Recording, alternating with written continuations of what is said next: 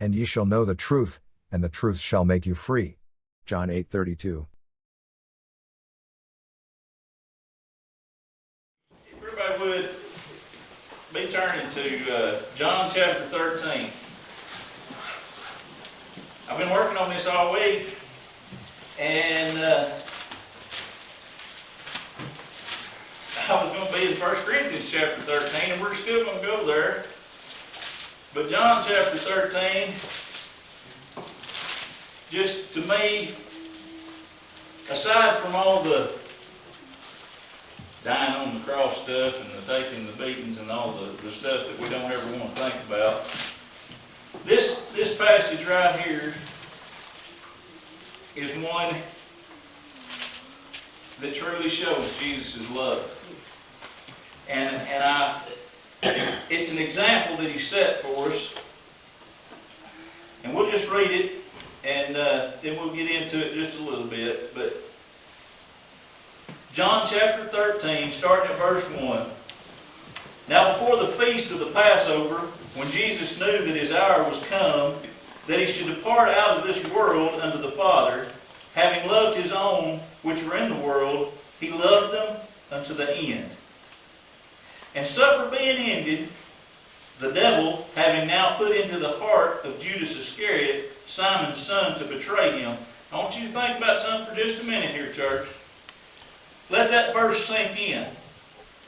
And supper being ended, the devil having now put into his heart Judas Iscariot, Simon's son, to betray him. With Jesus being God's son, he has all the knowledge that God has. At this point, he already knew who's fixing to betray him. Jesus, knowing that the Father had given all things into his hands, and that he was come from God and went to God, he riseth from the supper, and laid aside his garments, and he took a towel and girded himself.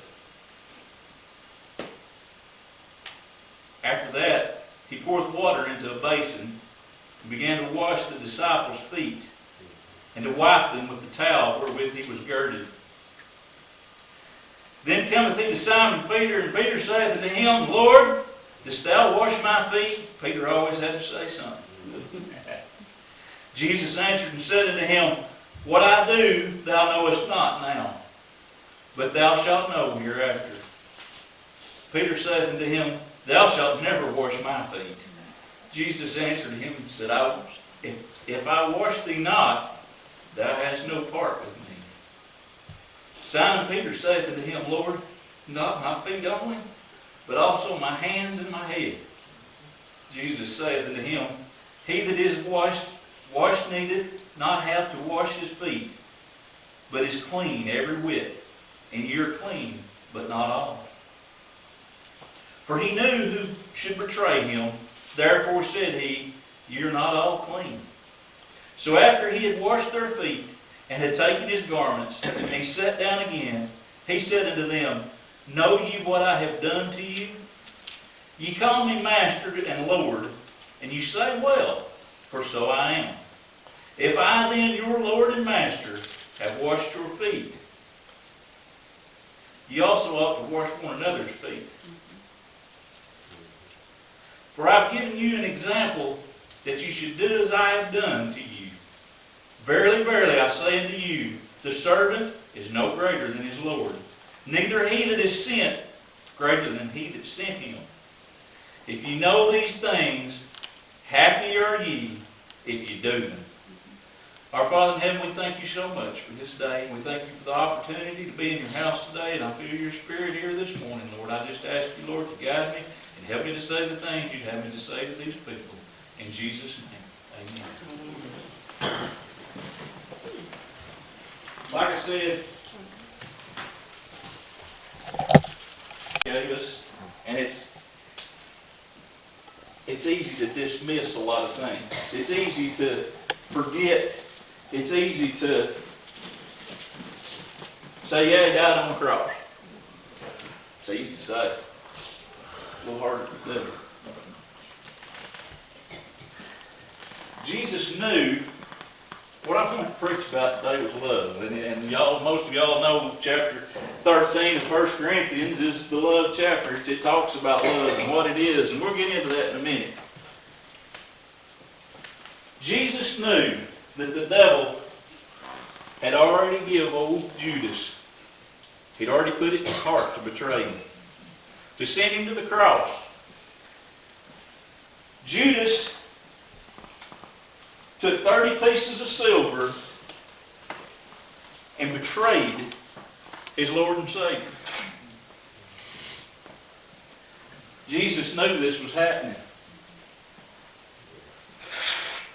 He girded himself with a towel. He wrapped the towel around him. And he filled a big basin full of water. And he went out and washed that man's feet. He washed his feet. I don't know if anybody else in here has the same thoughts on people's feet as I do, but that has to be about the most humiliating job in the world. Mom's got an aversion that said she could never be a dentist because she can't have her hands in somebody's mouth. That boy, that's bad. But I'd rather go up to here in somebody's mouth than to wash their feet. It's not something that I personally would like to do. So maybe that's why this is such a special one to me. But it's something I don't like to touch somebody else's feet. I don't even like to touch mine. I mean, I don't like them. They're on the ground all day, they're in the dirt all day, they're sweaty, they're nasty, there's nothing good about a foot. Jesus knelt down before these boys and washed every one of their feet. And I think when he talked to old Peter, Peter started to get an idea of what was going on. Because that's when he said, don't just wash my feet, wash me all over. I want some of that all over me. And I do too, very much. But we've got to understand in this life, if we can't humble ourselves to love others, Jesus gave that as an example of what we're to do for one another. If we're not willing to wash a friend's foot, you ain't going to go very far, are you, Steve? That friendship ain't worth a whole lot if you ain't able to do that. Church, sometimes I think we get too caught up in our own personal lives, our own personal wants and our wishes and what we want to do today. What I'd like to get done today. Jamie and I talk all the time. What are we going to do today? What are we going to do when we get up to the farm? We're going to do this when we get there. What are we going to do at the Conway house because we're trying to get it ready so we can sell it? What are we going to do here and what are we going to do there? What can I do for Jesus? What can I do for others? What can we do for each other? And what can we help one another with? How can we humble ourselves needs to be what we need to be asking ourselves all the time. What can I do for somebody else to help that person today? Does washing their feet, did it mean anything that he washed their feet? Did the actual act of washing their feet mean anything? It didn't mean nothing. It was just something that they did a lot of times when they had company over. But lords and masters, kings and royalty didn't wash people's feet. They had a whole flock of people that came in and washed their feet. A king and a lord of a place, he didn't wash somebody else's feet because he had the same aversion to it that I do, and he had the money and the power, and he didn't have to. Kings didn't wash servants' feet, peasants' feet. And Jesus told him, he said, what do you call me? You call me Lord and Master. Lord and Master's king, it's the ruler. It's the one that's over me. He's my boss, in other words. But the boss is the one that knelt down. And then, just a little while later,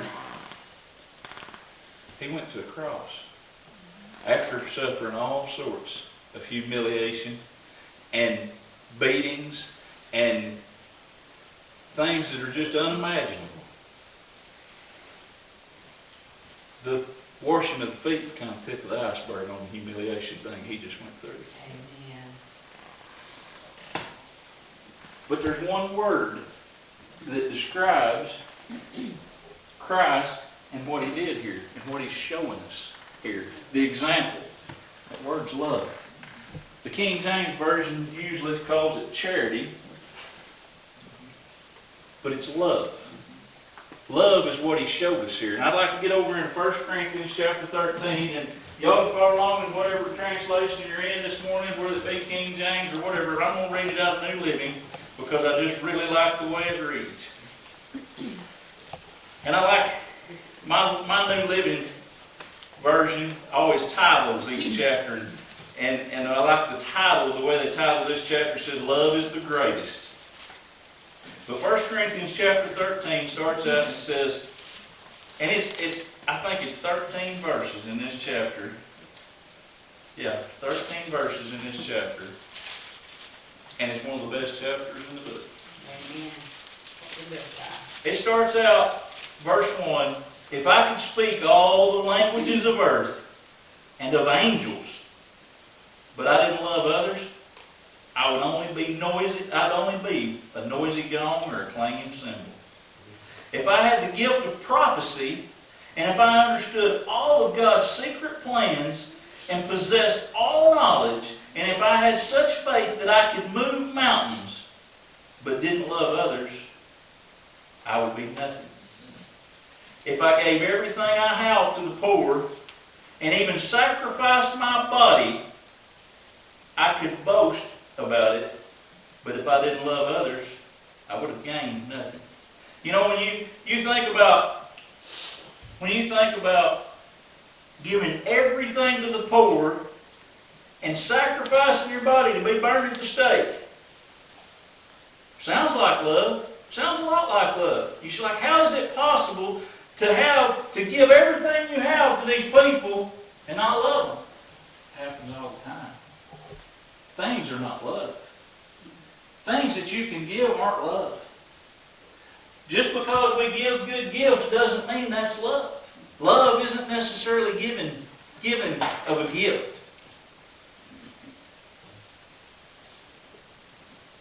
Verses 4 through 7 tells you what love is and what love ain't. Love is patient and kind.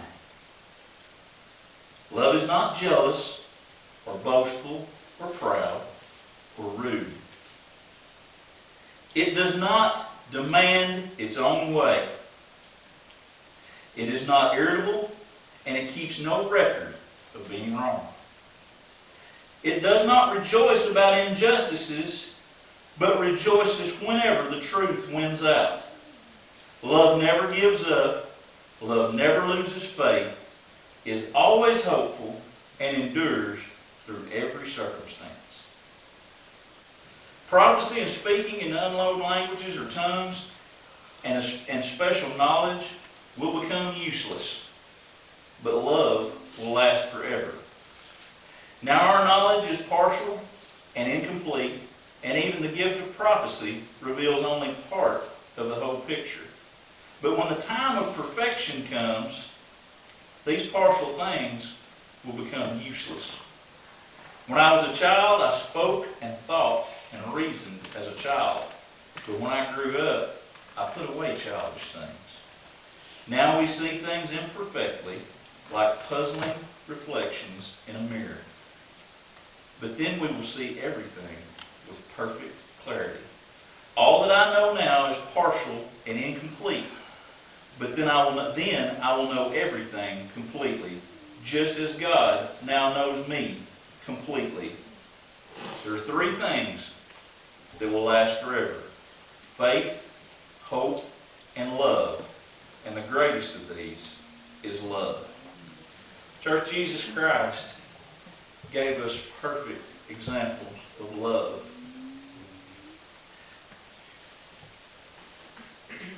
Love is patient and kind. Can you think about a more patient entity than God, than Jesus Christ? Can you think of anyone who gives more kindness? John 3:16 says, "For God so loved the world that he gave his only begotten Son, that whosoever believes in him should not perish, but have everlasting life." Is there a greater kindness than to give up your own child to save the world? I can't think of one. It's hard. It's hard to fathom sometimes, but church, we need to read that over and over. A lot of times we say, boy, I love you. I love you. When Jamie and I first got married, I guess I said it too much. I said it every day. Boy, I just love her, love her, love her, love her, love her. She finally, after I hadn't took out the trash and hadn't done this and hadn't done that, but I said it every 5 seconds. You know, boy, I love you, love you, I love you. She finally told me one day, she said, "Honey, actions speak louder than words." You know, it was bad she had to tell me that, Steve. But at times we have to be reminded that our actions speak louder than our words. You can hug a person's neck. Just give them a big old hug. Is that love? Yes, sir. Sometimes a hug can be given in love. Sometimes a hug is just a hug. Sometimes it's just to get out of trouble or to do something else that you don't want to. Maybe it's to make up for not doing what you're taking out the trash. Larry, oh no, let me give you a big hug because I forgot the trash. That's not love. And I'll tell you young people something else. Love's not them butterflies in your belly. When they tell you they love you, they put their arm around you, kiss you on the cheek, them butterflies that comes up, everybody's had them butterflies and that ooey gooey feeling. They probably ain't 2 people in here any more in love than these 2 right here. How many butterflies y'all get lately? Army worms. Army worms got the butterflies. Young people get to thinking, and people that are in love, we call it that, you know. We call it we're in love. Boy, we're in love. I'm in love with so-and-so. She's just so good. She just makes my heart go pitter-patter. That pitter-patter ain't love. Love's making it 50-something years together. Love is being there when that person's sick, their breath stinks, and nothing's good going on that day. That's love. Love ain't about the good times, church. Because anybody can love somebody when everything's flowers and butterflies. It's easy to love when it's good times. It's easy to be happy and love. Oh, I just love that person. Yeah. When they ain't done what they're supposed to do all week long, and you've tripped over and you know, I'm sure James tripped over my stuff a bunch. That's love. Putting up with somebody else, patient and kind, and it's not envious. It's not boastful. It's not something that's proud or puffed up. The King James Version says it's puffed up. It's not puffed up. It's not got its chest out. I'm proud. I'm in love with so and so. She's a dandy. It's not about the pride thing. Love is love, and there's not any way else to describe it. But these little feelings that we get, but when you kneel down, if a man kneels down and washes another man's dirty feet, there's got to be some love involved. It also says that it doesn't count, it doesn't keep up with transgressions, and it doesn't do that type of thing. You know, Jesus knew that Judas was about to betray him to the people that were going to kill him. He washed his feet anyway. You know what that tells me later on? He loved him anyways. No matter what he did, he loved him anyways. And he didn't. It says that love doesn't rejoice at bad things. You know, Jesus knew it. If he could see the future, which he could, if he knew that he was fixing to betray him, he also knew that after it was over with, Judas is going to run out and hang himself. He could have said, hot dog, he got me now, but boy, he's going to get his. That's not love. No. Being happy that somebody's going to fail is not love.